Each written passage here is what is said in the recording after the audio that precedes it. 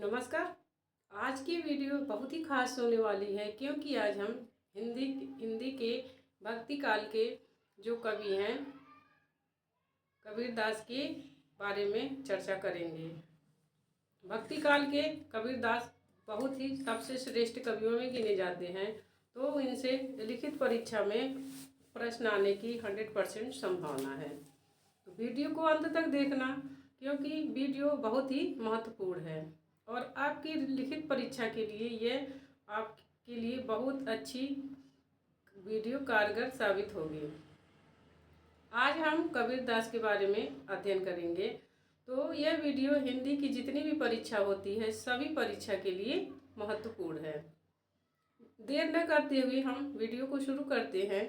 ज्ञानाश्रयी शाखा ज्ञानाश्रयी संत शाखा के प्रमुख कवि एवं साहित्य। तो आज हम कबीरदास के बारे में अध्ययन करेंगे। मुझे पूरा विश्वास है अगर जो आप इस तरीके से प्रश्न लिखेंगे तो आपके जो अच्छे नंबर जरूर आएंगे। संत साहित्य का प्रवर्तक कबीरदास को माना जाता है। निर्गुण शाखा में संत संप्रदाय का जो प्रवर्तक है वह कबीर को माना जाता है। इस विचारधारा का आदिकाल के नाथ कवियों एवं संत नामदेव की रचनाओं में भी बीजारोपण प्राप्त होता है। जो संत काव्यधारक की विचारधारा है वह उसका बीज माने उसकी थोड़ी बहुत जो चर्चा है वह नाथ कवियों में और संत नामदेव की रचनाओं में भी वह मिलती है, जो विचारधारा संत साहित्य की है। भक्तिकालीन निर्गुण कवियों में कबीर, दादू, रैदास, सुंदरदास, मलुकदास आदि संतों ने इस धारा के विकास में महत्वपूर्ण योगदान दिया है। ज्ञानाश्रयी संत शाखा के प्रमुख कवि निम्नलिखित हैं। आज हम कबीरदास के बारे में अध्ययन करेंगे क्योंकि आपको पता ही है कि निर्गुण संप्रदाय इन्हीं से चला, तो जो जिस शाखा का प्रमुख कवि है उससे तो आपको क्वेश्चन 100% तैयार कर लेना चाहिए। एक बात और, जो हिंदी साहित्य का इतिहास शुक्ल जी ने लिखा है, आपको पता ही होगा, परीक्षा दिए हैं कि वह कितने उनका हिंदी साहित्य का जो इतिहास है कितना महत्वपूर्ण है। तो पहले हम कबीरदास की के बारे में शुक्ल जी की जो पुस्तक है हिंदी साहित्य का इतिहास, उसमें जो शुक्ल जी ने क्या मत दिए हैं और क्या कबीरदास के बारे में उन्होंने अपना विचार व्यक्त किया है उसको पहले हम शुक्ल जी के अनुसार देखेंगे। उसके बाद फिर दोबारा हम कबीरदास को और सारे जो आलोचक हैं, लेखक हैं, उनके बारे में देखेंगे। क्योंकि शुक्ल जी का इतिहास इतना महत्वपूर्ण है, आपको पता ही है, क्या पता प्रश्न बना दे कि कबीरदास के बाद साहित्यिक परिचय देते हुए शुक्ल जी का मत स्पष्ट कीजिए। प्रश्न बनता है, बहुत ही महत्वपूर्ण है, मील के पत्थर हैं हिंदी साहित्य के इतिहास के। तो शुरू करते हैं। तो हम पहले शुक्ल जी के बारे में, शुक्ल जी के कबीरदास के बारे में क्या विचार है, उन्होंने क्या अपना मत व्यक्त किया है उसको देखेंगे, फिर उसके बाद और देखेंगे। तो वीडियो को अंत तक जरूर देखना क्योंकि यह वीडियो आपके लिए बहुत ही महत्वपूर्ण साबित होने वाली है। और इस जो निर्गुण शाखा का है वह शुक्ल जी ने किस में रखा है? प्रकरण 2 में। प्रकरण 2 के अंतर्गत इन्होंने निर्गुण धारा ज्ञानाश्रयी शाखा को रखा है, उसका अध्ययन किया, प्रकरण में विभाजित किए हैं। और आप अगर जो अपने उत्तर में अगर शुक्ल जी का आता है कि शुक्ल जी के अनुसार विचार व्यक्त कीजिए, तो आप अगर जो प्रकरण लिख देते हैं तो आपका उत्तर और भी अच्छा बन जाएगा। इस प्रकरण में ज्ञानाश्रयी शाखा के प्रमुख कवियों का वर्णन किया गया है। कवियों को इस क्रम में रखा गया है। कभी कभी प्रश्न पूछ देता है कि शुक्ल जी के अनुसार कवियों का कौन सा क्रम है। तो शुक्ल जी ने पहले कबीर, फिर रैदास, फिर धर्मदास, फिर गुरु नानक, दादू दयाल, सुंदरदास, मलुकदास, अक्षर अनन्य आदि जो है ज्ञानाश्रयी संत कवियों का उन्होंने इसमें क्रम वाइज अध्ययन किया। तो सबसे पहले उन्होंने कबीर को रखा है। शुक्ल जी ने एक बात स्पष्ट की है कि निर्गुण पंथ के संतों के सब बंध में ये अच्छी तरह समझ रखना चाहिए कि उनमें कोई दार्शनिक व्यवस्था दिखाने का प्रयत्न व्यर्थ है। इन लोगों का कोई भी दर्शन पर एक दर्शन के अनुयायी नहीं है। शुक्ल जी यह मानते हैं कि जो निर्गुण शाखा के कवि हैं, कबीर हैं और कवि हैं, वह किसी भी दर्शन के अंतर्गत उन्हें रखना बेकार है।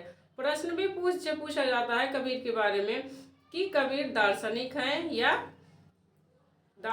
या समाज सुधारक, कवि हैं या समाज सुधारक, ऐसे प्रश्न पूछे जाते हैं।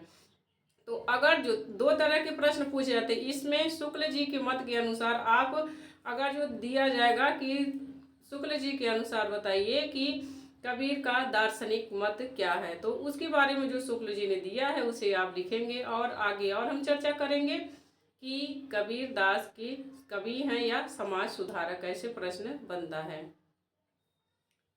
उन पर द्वैत, अद्वैत, विशिष्टाद्वैत आदि का आरोप करके वर्गीकरण करना दार्शनिक पद्धति की अनभिज्ञता प्रकट करेगा। करें उन्हें द्वैतवाद, अद्वैतवाद, विशिष्टाद्वैतवाद आदि किसी के अंतर्गत अगर जो आप रखेंगे तो जो दार्शनिक पद्धति का ज्ञान आपको लगेगा कि आपको दार्शनिक पद्धति का ज्ञान नहीं है। उनमें जो थोड़ा बहुत भेद दिखाई पड़ेगा वह उन अवयवों की न्यूनता या अधिकता के कारण है जिनका मेल करके निर्गुण पंथ चला है। एक बात और बता दें, मुझे एक कमेंट आया था कि मैं किस पुस्तक से पढ़ाती हूँ, तो जो ये उत्तर तैयार किया जाता है, तो जब जो टीचर उत्तर तैयार करता है कई पुस्तकों से लेता है सामग्री, उसके बाद उत्तर अपना तैयार करता है। तो एक किताब से मैं यह नहीं बना रही हूँ वीडियो, मैंने कई किताबों से इसको बना रही हूँ। अगर जो आपको ये PDF चाहिए तो आप हमारे डिस्क्रिप्शन में हमारा व्हाट्सअप नंबर है, आप हमें कांटेक्ट करिए, ये आपको PDF मिल जाएगा। तो यह आप टेंशन छोड़ो कि किस किताब से कौन पढ़ा रहा है, जो आपको मिल रहा है उसे आप अच्छे से पढ़ो। एक तो टीचर जो है जो पढ़ा रहा है वो अपना आपको एक स्ट्रक्चर दे रहा है, आइडिया दे रहा है कि ऐसे लिखना है। आपको और भी जगह से सामग्री इकट्ठा करके एक अपना बेस्ट उत्तर खुद तैयार करना। आप अपने हाथ से अपना नोट्स बनाओ, सब जगह से ज्ञान ले करके, क्योंकि सीखने की उम्र नहीं होती, आदमी हमेशा सीखता रहता है। तो अगर जो आपको PDF चाहिए तो मैं तो PDF दे दूंगी क्योंकि एक जगह से लिया नहीं जाता है, कई जगह से लेकर कई किताबों से लेके फिर उत्तर तैयार किया जाता है। अब आगे देखते हैं हम कबीर के बारे में। कबीर, यह जो कबीर का है, शुक्ल जी के अनुसार हम कबीर को पहले देख रहे हैं। तो जो उन्होंने वहां पर कथन दिए हैं उन कथनों को बारी बारी से देखेंगे। रामानुज की शिष्य परंपरा में होते हुए भी रामानंद जी भक्ति का एक अलग उदार मार्ग निकाल रहे थे, जिसमें जात पात का भेद और खान पान का आचार दूर कर दिया गया था। प्रश्न दे देगा कि कबीर के बारे में शुक्ल जी ने अपने क्या मत या विचार व्यक्त किए हैं, तो यही सब चीजें आपको लिखनी है। इसमें कोई संदेह नहीं है कि कबीर को राम नाम रामानंद जी से ही प्राप्त हुआ, पर आगे चलकर कबीर के राम रामानंद के राम से भिन्न हो गई है। आपको भी पता है और सबको पता है कि जो रामानंद के राम थे वो तो दशरथ सुत लोक बखाना, राम नाम का मरम है आना। जो रामानंद के राम थे वह तो दशरथ के सुत राम है, और जो कबीर के राम है वह निर्गुण राम है। आगे है, कबीर ने दूर दूर तक देशाटन किया, हठ योगियों तथा सूफी मुसलमान फकीरों का भी सत्संग किया, अतः उनकी प्रवृत्ति निर्गुण उपासना की ओर दृढ़ हुई। कबीर जगह जगह घूम घूम कर अपना उपदेश देते थे, तो अलग अलग जगह की भाषा, अलग संप्रदाय, अलग जग लोगों से मिलते थे, तो उन सब का उनके ऊपर असर पड़ा था। आगे है, जो ब्रह्म हिंदुओं की विचार पद्धति में ज्ञान मार्ग का एक निरूपण था, उसी को कबीर ने सूफियों के ढर्रे पर उपासना का ही विषय नहीं, प्रेम का भी विषय बनाया। जो हिंदुओं की विचारधाराएं थी ज्ञान मार्ग की, उसे कबीर ने ज्ञान मार्ग की बातें हिंदुओं की विचारधारा से ली और सूफियों के ढर्रे पर उन्होंने उसे उपासना का विषय नहीं बल्कि प्रेम का विषय बनाया। उसकी प्राप्ति के लिए हठ योगियों की साधना का समर्थन किया। प्रश्न भी पूछा जाता है कई चीजें कि कौन, जैसे अहिंसावाद कहाँ से ली, कबीर ने अहिंसावाद कहाँ से लिया, हठ योग कहाँ से लिया, और भावात्मक रहस्यवाद कहाँ से लिया, यह सब प्रश्न पूछता है तो शुक्ल जी की किताब से ही पूछता है। आगे उसकी हम चर्चा कर रहे हैं। उन्होंने भारतीय ब्रह्मवाद के साथ सूफियों के भावात्मक रहस्यवाद, भारतीयों का ब्रह्मवाद लिया, सूफियों का भावात्मक रहस्यवाद लिया, हठ योगियों के साधनात्मक रहस्यवाद और वैष्णव के अहिंसावाद तथा प्रपत्तिवाद का मेल करके अपना पंथ खड़ा किया। मोस्ट इम्पोर्टेंट चीज़ें हैं यह, आप शुक्ल जी के कथन जरूर याद करिए, क्योंकि और भी अगर जो कहीं प्रश्न बनेगा तो अगर जो आलोचकों के कथन डाल देंगे तो उसमें आपको बहुत अच्छे नंबर मिलेंगे। तो प्रश्न भी पूछता है, तो कबीर ने भारतीय ब्रह्मवाद से ब्रह्मवाद लिया, भारतीय दर्शन से, सूफियों से भावात्मक रहस्यवाद लिया, हठ योगियों से साधनात्मक रहस्यवाद लिया, वैष्णवों से अहिंसावाद तथा प्रपत्तिवाद लेकर के अपना पंथ खड़ा किया। यद्यप कबीर की वाणी निर्गुण वाणी कहलाती है, पर उपासना के क्षेत्र में निर्गुण ब्रह्म नहीं बना रह सकता। सेवक सेव्य सेवक भाव में, स्वामी में कृपा, क्षमा, औदार्य आदि गुणों का आरोप हो ही जाता है। वैसे जो कबीरदास हैं वह निर्गुण ईश्वर के उपासक थे, लेकिन तो वह उनका निर्गुण ईश्वर कभी कभी सगुण ईश्वर के रूप में उन्होंने उसकी पूजा अर्चना आराधना की है। आगे है कबीर के यहाँ निरुपाधि ब्रह्म निर्गुण, सोपाधि ईश्वर सगुण एवं सर्ववाद का निरूपण मिलता है कबीर के यहाँ। आगे है कबीर ने ज्ञान मार्ग की जहाँ तक बातें हैं वे सब हिंदू शास्त्रों की हैं। मोस्ट इम्पोर्टेंट ये प्रश्न आया हुआ है परीक्षाओं में, तो यह केवल लिखित परीक्षा के लिए महत्वपूर्ण नहीं है, और भी परीक्षा की तैयारी करने वाले विद्यार्थियों के लिए महत्वपूर्ण है कि कबीर ने ज्ञान मार्ग की जहाँ तक बातें हैं वे सब कहाँ से ली हैं, हिंदू शास्त्रों से ली हैं, जिनका संचय उन्होंने रामानंद जी के उपदेशों से किया है। आगे प्रश्न है माया जीव ब्रह्म तत्वमसि आठ मैथुन, जिसे अष्ट मैथुन कहते, त्रिकुटी, छह रिपु इत्यादि शब्दों का परिचय उन्हें अध्ययन द्वारा नहीं सत्संग द्वारा ही हुआ है, क्योंकि वे जैसा कि प्रसिद्ध है कि कुछ पढ़े लिखे न थे। उन्होंने खुद स्वीकार किया है कि मस कागज छुओ नहीं, कलम गयो नहीं हाथ। तो जो ये माया जीव ब्रह्म है ये सब चीज़ें उन्होंने अध्ययन करके नहीं सत्संग के द्वारा ही उन्हें मिला था। उपासना के ब्रह्म स्वरूप पर आग्रह करने वाले और कर्मकांड को प्रधानता देने वाले पंडितों और मुल्लों दोनों को उन्होंने खरी खरी सुनाई और राम रहीम की एकता समझकर शुद्ध हृदय की शुद्ध और प्रेममय करने का उपदेश दिया, क्योंकि कहा जाता है कबीर कम है समाज सुधारक अधिक है। इस पर प्रश्न आ सकता है, इसके बारे में हम आगे चर्चा करेंगे कि यहाँ पर आप ये जब समाज सुधारक वाले में प्रश्न आएगा तो ये आप कोटेशन वहाँ पर लिख सकते हैं कि शुक्ल जी कबीरदास के बारे में कहते हैं कि उपासना के ब्रह्म स्वरूप पर आग्रह करने वाले और कर्म कांड को प्रधानता देने वाले पंडितों और मुल्लों दोनों को उन्होंने खरी खरी सुनाई और राम रहीम की एकता समझकर हृदय की शुद्ध और प्रेममय करने का उपदेश दिया।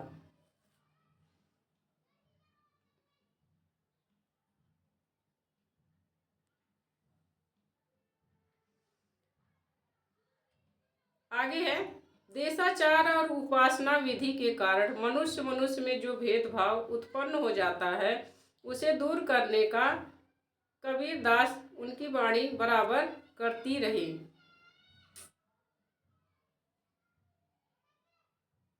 प्रयास, उसे दूर करने का प्रयास उनकी बाड़ी बराबर करती रही। वे पढ़े लिखे न थे, उनकी प्रतिभा बड़ी प्रखर थी, जिससे कि मुंह से बड़ी चुटीली और व्यंग चमत्कारपूर्ण बातें निकलती थी। उनकी उक्तियों में विरोध और असंभव चमत्कार लोगों को बहुत आकर्षित करता था। एक बात और मैं बताना चाह रही हूँ कि आप लिखने की प्रैक्टिस करो। जो टीचर, अगर जो आपने 2-4 चैनल सब्सक्राइब किए हैं, 2-4 लोगों का वीडियो देख रहे हैं, तो सबका वीडियो सुनो, उसमें से महत्वपूर्ण चीज़ें इकट्ठा करो रफ में, और एक अपना उत्तर तैयार करो। उत्तर तैयार करते समय एक बात ध्यान रखना कि उसमें आलोचकों के कथन, जो विद्वान हैं उनके कथन, और जो काव्य पंक्तियाँ हैं वह आपको जरूर उसमें ऐड करनी है, तभी आपको अच्छे नंबर मिलेंगे। मैंने काव्य पंक्तियों पर वीडियो बना दिया है।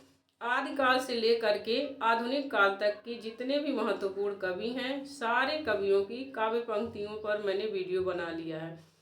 तो हमारे चैनल पर वो वीडियो पड़ा है, अगर जो आपकी इच्छा हो देखने की तो आप देख लेना। उसमें सारे कवियों की, जो महत्वपूर्ण कवि हैं, उनकी काव्य पंक्तियाँ आपको मिल जाएंगी। आगे है, अनेक प्रकार के रूपकों और अन्योक्तियों द्वारा ही उन्होंने ज्ञान की बातें कही हैं, जो नई न होने पर भी वैचित्र्य के कारण अनपढ़ लोगों को चकित किया करती थीं।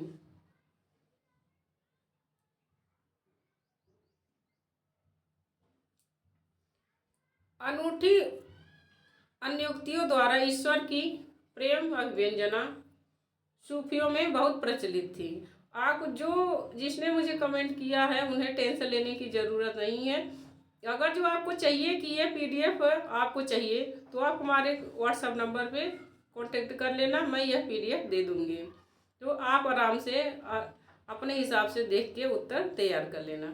जिस प्रकार कुछ वैष्णवों में माधुर्य भाव से उपासना प्रचलित हुई थी, उसी प्रकार सूफियों में भी ब्रह्म को सर्वव्यापी प्रियतम या मासूक मानकर हृदय से उद्गार प्रदर्शित करने की प्रथा थी। इसको कबीरदास ने ग्रहण किया। वैष्णव में माधुर्य भाव की उपासना थी, सूफियों में ब्रह्म को प्रियतम पति के रूप में माना जाता है।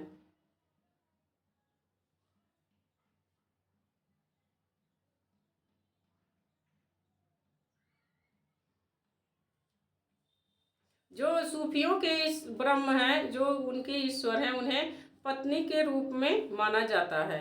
और जो हिंदू धर्म है, वह जो निर्गुण संप्रदाय के कवि हैं, वह ईश्वर को पति के रूप में मानते हैं। तो देश में दे रहा है, उसी प्रकार सूफी में भी ब्रह्म को सर्वव्यापी प्रियतम या मासूक मानकर हृदय से उद्गार प्रदर्शित करने की प्रथा थी। कबीर ने अपने श्रोताओं पर यह अच्छी तरह भाषित करना चाहते थे कि हमने ब्रह्म का साक्षात्कार कर लिया है। इसी से वे प्रभाव डालने के लिए बड़ी बड़ी लंबी चौड़ी गर्वोक्तियां भी कभी कभी कहते थे।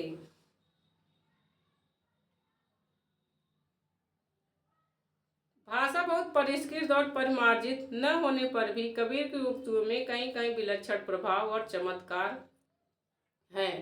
प्रतिभा उनमें बड़ी प्रखर थी, इसमें संदेह नहीं है। प्रश्न आया हुआ प्रश्न है कबीर के बारे में। आगे है, प्रकरण 1 में शुक्ल जी ने इनका कबीरदास के बारे में चर्चा की है। कहते हैं, इसमें कोई संदेह नहीं कि कबीर ने ठीक मौके पर जनता के उस बड़े भाग को संभाला जो नाथपंथियों के प्रभाव से और भक्ति रस से शून्य और शुष्क पड़ता जा रहा था। उसके द्वारा यह बहुत ही आवश्यक कार्य हुआ है। उनके द्वारा यह बहुत आवश्यक कार्य हुआ है। इसके साथ ही मनुष्यत्व की सामान्य भावना को आगे करके निम्न श्रेणी की जनता में उन्होंने आत्मगौरव का भाव जगाया, भक्ति के ऊंचे से ऊंचे सोपान की ओर बढ़ने के लिए बढ़ावा दिया।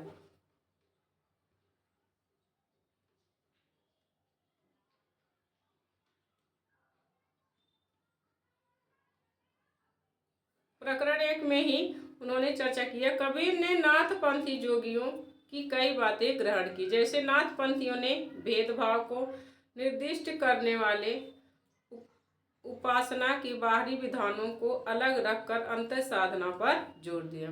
नाथपंथियों के भेदभाव को उन्होंने ग्रहण किया, जो भेदभाव का विरोध करते थे, बाहरी दिखावे पर, बाह्य आडंबर पर जो नाथपंथी विरोध करते थे, उसका असर कबीर पर भी था। लेकिन नाथपंथियों ने हृदय शून्य पक्ष सामान्य अंतर साधना का मार्ग अपनाया, पर कबीर ने इसे नहीं स्वीकारा। नाथ पंथ व निर्गुण पंथ में यह मुख्य अंतर है। नाथ पंथ और निर्गुण पंथ में यह मुख्य अंतर है कि जो हृदय पक्ष उनका शून्य था, हृदय, वह इन्होंने नहीं अपनाया, कबीरदास ने।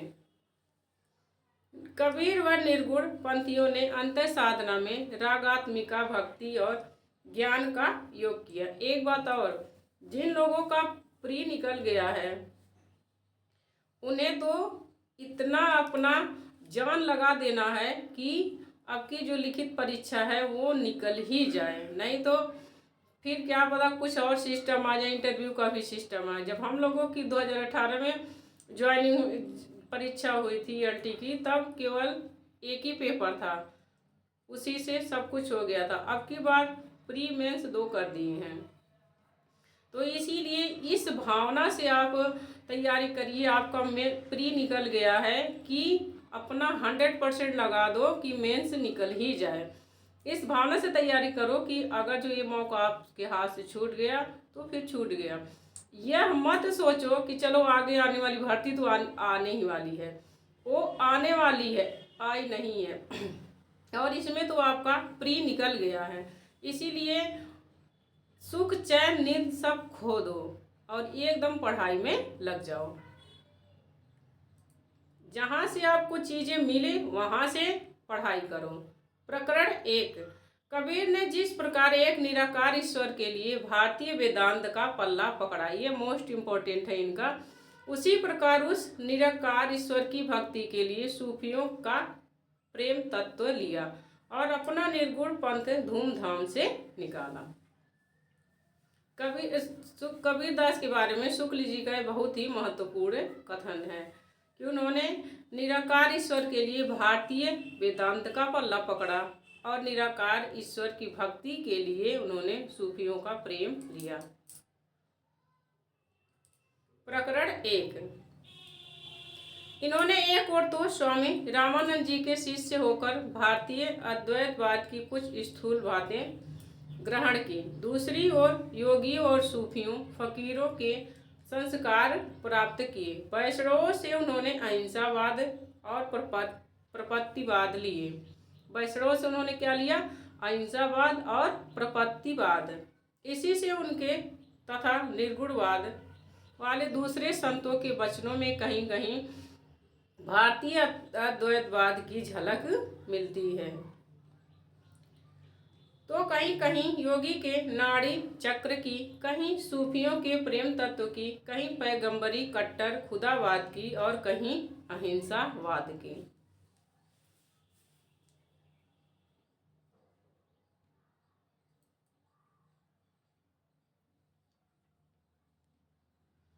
तात्विकता से न तो हम इन्हें पूरी अद्वैतवादी कह सकते हैं और न एकेश्वरवादी। दोनों का मिला जुला भाव इनकी वाणी में मिलता है। इनका लक्ष्य एक ऐसी सामान्य पद्धति का प्रचार था जिसमें हिंदू और मुसलमान दोनों योग दे सके और भेदभाव का कुछ परिहार हो सके। यह शुक्ल जी के कथन है कबीर के बारे में। प्रकरण 3। कबीर ने अपनी झाड़ फटकार के द्वारा हिंदुओं और मुसलमानों के कट्टरपन को दूर करने का प्रयास किया। वह अधिकतर चिढ़ाने वाला सिद्ध हुआ, हृदय को स्पर्श करने वाला नहीं है। शुक्ल जी का कथन है कबीर के बारे में, उन्होंने जो अपने रचनाओं में हिंदू और मुसलमानों के कट्टरपन को दूर करने के लिए जो प्रयास किए वह चिढ़ाने वाला सिद्ध हुआ, हृदय को स्पर्श करने वाला नहीं।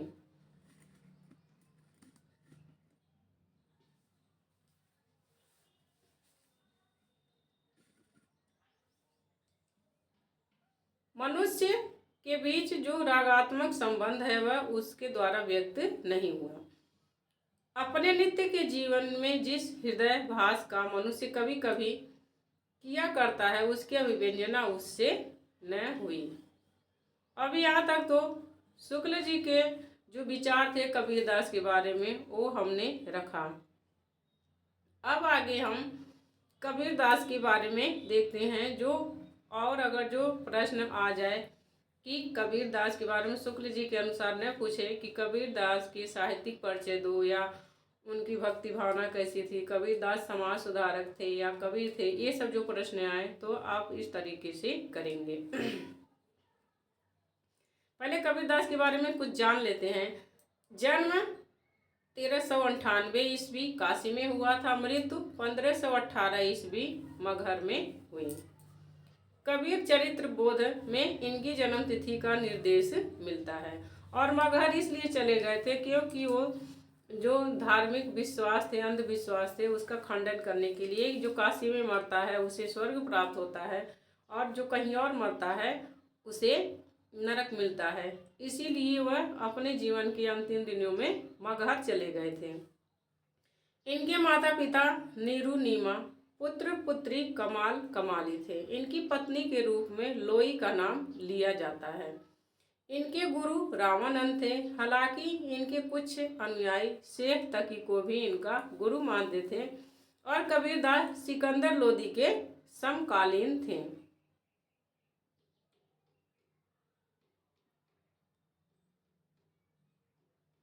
कबीर की वाणी का संग्रह उनके शिष्य धर्मदास ने बीजक, जिसका प्रकाशन वर्ष 1464 ईस्वी में हुआ था, नाम से किया था, जिसके 3 भाग हैं, रमैनी शबद साखी या साखी शबद रमैनी।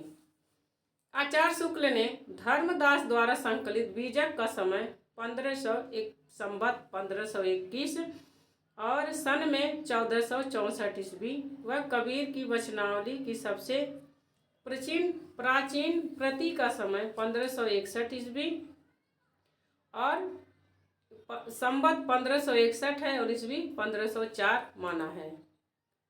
2 रचनाएं हैं, बीजक और कबीर वचनावली के बारे में यहाँ चर्चा की गई है। बीजक में साखी शबद रमैनी संकलित है। अधिकांश विद्वान कबीर की इन्हीं 3 रचनाओं को ही प्रमाणित मानते हैं।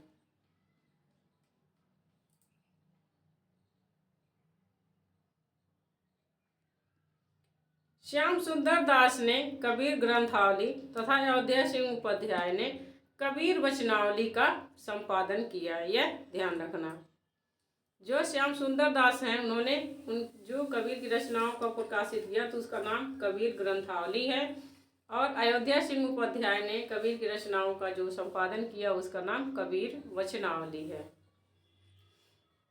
कबीर वाणी का सबसे पुराना साक्ष्य गुरु ग्रंथ साहब में मिलता है। शुक्ल जी ने इनकी भाषा राजस्थानी पंजाबी मिली खड़ी बोली को सधुक्कड़ी कहा है। शुक्ल जी ने इनकी भाषा को क्या कहा? सधुक्कड़ी कहा है। और श्याम सुंदर दास ने पंचमेल खिचड़ी कहा है। श्याम सुंदर दास ने खड़ी बोली राजस्थानी, पंजाबी, ब्रज और पूर्वी आदि के मिश्रण के कारण इनकी भाषा को पंचमेल खिचड़ी कहा है।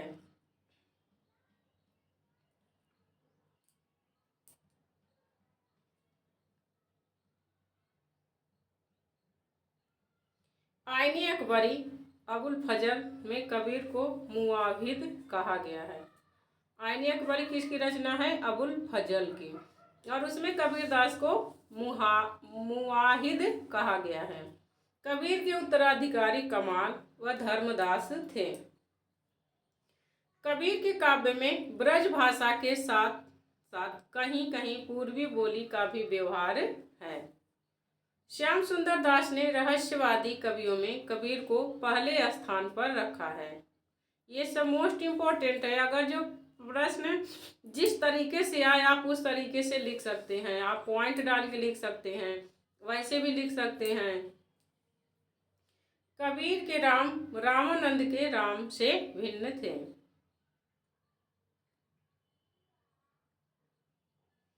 कबीर द्वारा विभिन्न दार्शनिक आधारों से गृहीत सिद्धांत। कबीरदास ने कहाँ से कौन सी चीजें ली? वेदांत, अद्वैत से, अद्वैत वेदांत से ज्ञानवाद लिया। सूफियों से उन्होंने प्रेमवाद और भावात्मक रहस्यवाद लिया। वैष्णवों से अहिंसा और प्रपत्तिवाद लिया। सिद्धनाथ से जात पात, धर्म भेद व सामाजिक आडंबरों का विरोध।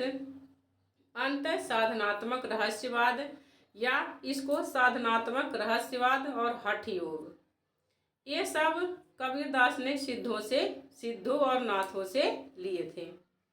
इस्लाम से उन्होंने एक ईश्वरवाद लिया था कि माने एक ही ईश्वर की आराधना करना।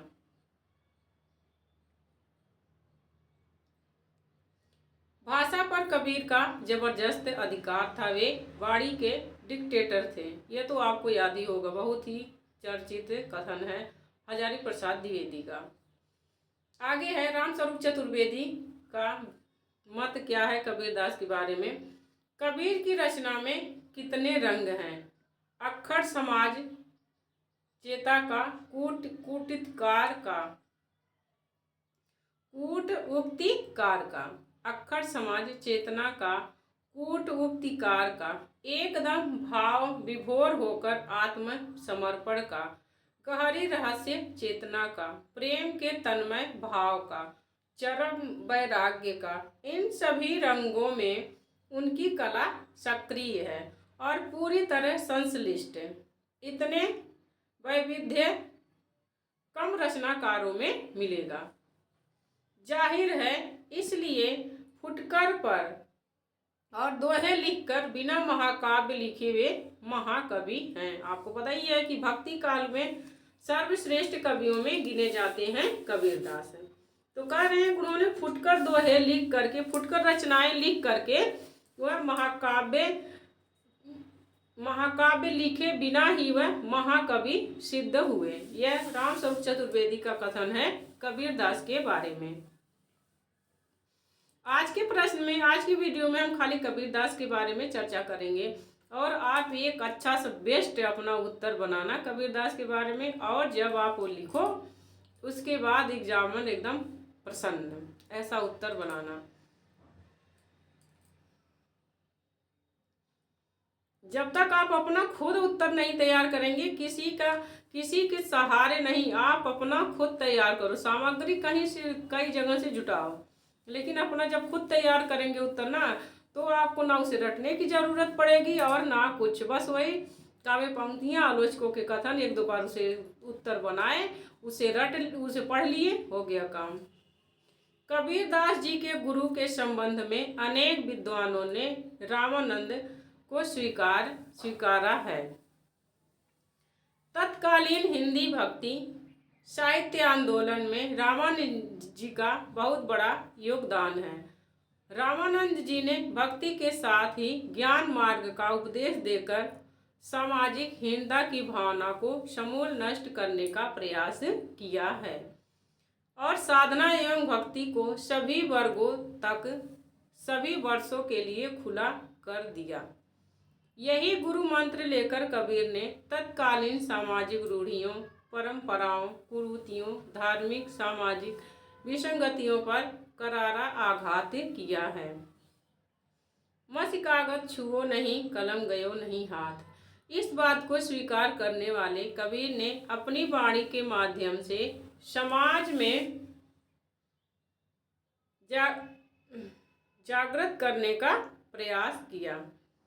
उन्होंने अपनी रचनाओं को लिपिबद्ध नहीं किया। उनके परवर्ती शिष्यों ने जनमानस में प्रचलित रचनाओं को लिपिबद्ध किया।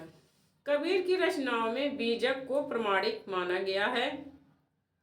इसमें कबीर के उपदेशों को शिष्यों ने संकलित किया है। साखी शब्द रामायणी इसके 3 भाग हैं।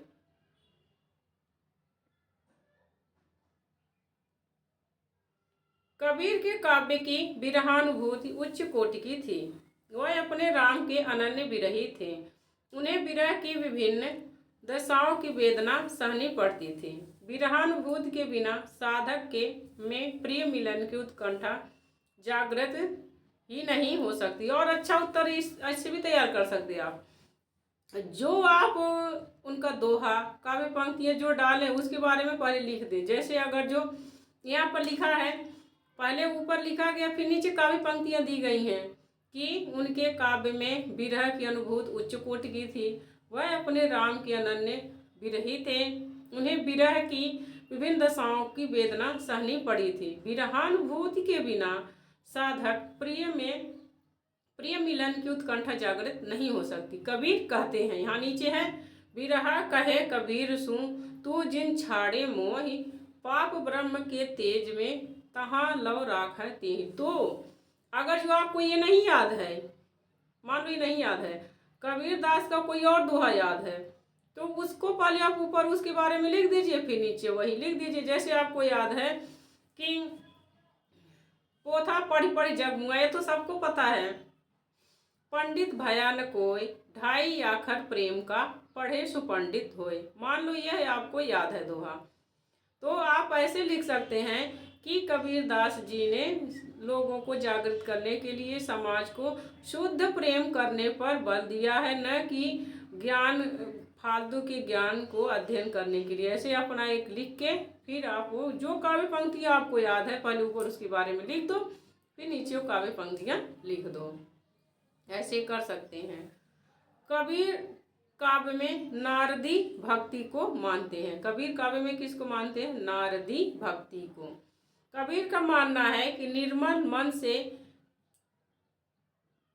भक्ति पर ही राम मिल सकते हैं। अब जैसे ऊपर दिया है तो नीचे यहाँ दे दिया है, कर्म करत बद्धे हमें पाथर की करही सेव। या यहाँ पर ये वाला देख सकते हैं,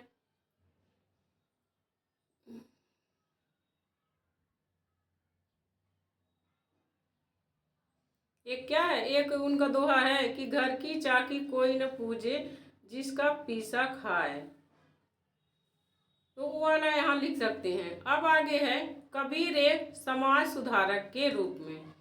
तो आप हेडिंग डाल सकते हैं कि अगर जो प्रश्न आ जाए कि कबीर एक समाज सुधारक कवि हैं या समाज सुधारक, तो उस पर आप हेडिंग डाल के उनके जो समाज सुधारक दोहे हैं, जो उनके गुण हैं, वो सब लिखेंगे।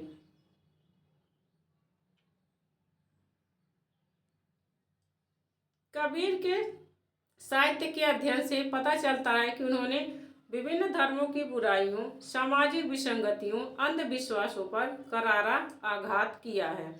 उन्होंने किसी भी धर्म को छोड़ा नहीं है। उन्होंने हिंदुओं की मूर्ति पूजा, तीर्थ यात्रा, व्रत, कैवल्य, अवतारवाद, पोथी कुरान पठन आदि पर आघात किया है। जैसे पोथा पढ़े पढ़ जग मुआ, पंडित भयान कोय, ढाई आखर प्रेम का, पढ़े सो पंडित होए। उन्होंने मुस्लिम धर्म में व्याप्त पाखंडों, हिंदुओं पर भी प्रहार किया है और मुस्लिमों में व्याप्त पाखंड, रोजा, नमाज, हज यात्रा आदि पर प्रहार किया है। जैसे लिखे ही है कि दिन में रोजा रखत हो, रात हनत हो गाय, वह तो खून व बंदगी कैसे खुदी खुदाए। डॉक्टर हजारी प्रसाद के शब्दों में, इसे आप हाईलाइट कर लेना। मैं यहाँ भूल गई हाईलाइट करना, तो आप इसको हाईलाइट करेंगे। हजारी प्रसाद द्विवेदी के शब्दों में यहाँ से है, मोस्ट इम्पोर्टेंट है। अगर जो आप जो भी मेरा वीडियो देख रहे होंगे तो मैंने इसमें हाईलाइट नहीं किया है, तो आप जो आलोचकों के जो कथन हैं वह आप जरूर हाईलाइट करके लिखेंगे। कबीर ऐसे मिलन बिंदु पर खड़े थे जहाँ एक ओर से हिंदुत्व निकल जाता है और दूसरी ओर मुसलमानत्व, जहाँ से एक ओर ज्ञान निकल जाता है तो दूसरी ओर अशिक्षा, जहाँ एक ओर भक्ति मार्ग निकल जाता है तो दूसरी ओर योग मार्ग, जहाँ से एक ओर निर्गुण भावना निकल जाती है और दूसरी ओर सगुण साधना। प्रशस्त चौराहे पर वे खड़े दोनों ओर देख सकते थे। परस्पर विरुद्ध दिशा में गए हुए मार्गों के दोष गुण उन्हें स्पष्ट दिखाई दे रहे थे। ऐसे मिलन बिंदु पर खड़े थे कि जहाँ से एक ओर हिंदुत्व निकल जाता था और दूसरी ओर मुसलमानत्व। कबीर का यह सौभाग्य था, उन्होंने उसको अच्छी तरह से उपयोग किया। संत कबीर दास जी जाति धर्म संप्रदाय विरहित समाज का निर्माण करना चाहते थे। जाति पात पूछे नहीं कोई, हरि को भजे सो हरि का होई।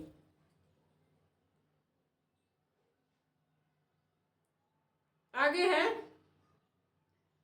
वे हिंदू धर्म की विसंगति पर प्रहार करते हुए कहते हैं या व्यर्थ के पूजा पाठ का विरोध करते हैं। दुनिया ऐसी बावरी पाथर पूजन जाए। देखो आ गया यही दुआ। दुनिया ऐसी बावरी पाथर पूजन जाए, घर की चकिया कोई न पूजे जेही का पीसा खाए। यह हिंदुओं के धर्म की विसंगति पर उन्होंने प्रहार किया है कि जैसे शिव जी को पत्थर मानकर सब लोग पूजते हैं, तो वही मूर्ति पूजा देशाटन।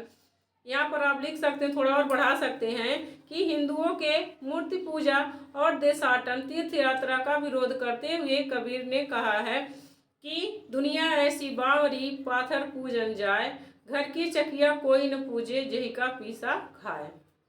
आगे है कुछ यहाँ पर, अगर जो आपको कुछ कमी लगे तो आप आपने जैसे कई लोगों को वीडियो देख रहे होंगे तो वहाँ पर चीज़ें उसमें ऐड कर दो। उसी प्रकार मुस्लिम धर्म की विसंगति पर प्रहार करते हुए कहते हैं, काखर पातर जोड़ के मस्जिद लई चुनाए, ता पर मुल्ला बाग दे क्या बहरा हुआ खुदाए। आगे है, दिन भर रोजा रहत है, रात हनत है गाय, यह तो खून है बंदगी, कैसे खुशी खुदाए।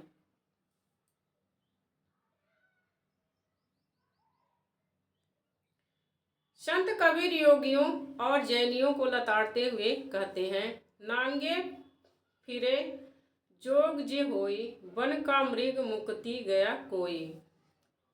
जैसे जो जैन लोग हैं तो वो लोग दिगंबर रहते हैं ना, तो उनके दिगंबर रहने पर उन्होंने आरोप लगाया है, उनका विरोध किया है। विरोध करते कहे कि नांगे फिरे जोग जे होई, वन का मृग मुक्ति गया कोई। की वन का जो जानवर है वो तो नंगा ही रहता है, तो उसे क्यों नहीं मुक्ति मिल जाती है।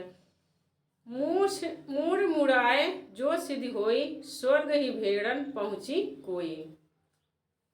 वे सिद्धों के भेद खोलते हुए कहते हैं, नारी की झाई परत अंधा होए भुजंग, कबीरा तिनकी कौन गति जो नित नारी संग। ये सब उनका एक समाज सुधारक के रूप में आप उदाहरण दे सकते हैं। जाति धर्म संप्रदाय रूढ़ी परंपरावादी बाह्य आडंबर पर प्रहार कर एक मानवतावादी समाज का निर्माण संत कबीर करना चाहते थे। संत कबीर की भाषा में पंजाबी, भोजपुरी, बंगला, मैथिली, राजस्थानी, लहंदा, खड़ी बोली आदि का प्रयोग मिलता है। इस संदर्भ में डॉक्टर गोविंद त्रिगुणायत ने लिखा है, मेरा अनुमान है कि कबीर भाषा में यदि देखा जाए और खोज की जाए तो भारत की प्रत्येक भाषा का कुछ न कुछ प्रभाव दिखाई देगा। यह त्रिगुणायत का कथन है कबीरदास के बारे में। साधारण जनों को उस बोलियों में, वे पंडितों को शुद्ध हिंदी में, मुसलमान को फारसी मिश्रित उर्दू का प्रयोग कर अपनी बात समझाते हैं। अब आगे हजारी प्रसाद द्विवेदी का कथन है। हजारी प्रसाद द्विवेदी के शब्दों में, भाषा पर कबीर का जबरदस्त अधिकार था। वे वाणी के डिक्टेटर थे। जिस बात को उन्होंने जिस रूप में प्रकट करना चाहा उसे उसी रूप में कहलवा दिया। कबीर की भाषा श्रृंगार रसपूर्ण है, दुल्हन गावो मंगलचार इस पद से स्पष्ट होता है। कबीर के काव्य में सहज रूप से छंदों का प्रयोग हुआ है। साखी शबद्रमैनी, बसंत हिंडोला, चाचर वेली आदि रचनाओं में छंदों का प्रयोग हुआ है। उनकी रचनाओं में रूपक और उपमा अलंकार का अधिक प्रयोग हुआ है, अतः कबीर की प्रतिभा में कोई संदेह नहीं है। अब हमारा यहाँ पर कबीरदास के बारे में खत्म होता है, तो इसके बाद हमारा क्या निर्गुण शाखा का प्रेमाश्रय ज्ञान शाखा के बारे में चर्चा करेंगे सूफी काव्य। सूफी काव्य का बहुत विस्तृत इसमें मैंने रख दिया है, तो वीडियो बहुत बड़ी हो जाएगी, क्योंकि एक ही में सूफी के बारे में और मलिक मोहम्मद जैसी के बारे में, उनके पद्मावत के बारे में विद्वानों के जो कथन हैं, प्रश्न आते हैं ना इनका, जो मलिक मोहम्मद जैसी का नागमती वियोग वर्णन बहुत ही प्रसिद्ध है, उससे भी प्रश्न आएगा और पद्मावत के बारे में आएगा। तो आगे हम सूफी काव्य के बारे में आगे चर्चा करेंगे। तो कबीरदास के बारे में आप अच्छे से पढ़िए, एक अच्छा सा अपना उत्तर तैयार करिए। हमारी वीडियो आपको कैसी लगी यह हमें कमेंट करके ज़रूर बताइए। वीडियो अच्छी लगी हो तो आप हमारे चैनल अर्चना हिंदी साहित्य अध्ययन को सब्सक्राइब करिए, अपने दोस्तों को शेयर करिए ताकि उन्हें भी इसकी जानकारी मिले और उनका वो भी परीक्षा में सफल हों। तो मिलते हैं अगले वीडियो में, तब तक के लिए नमस्कार।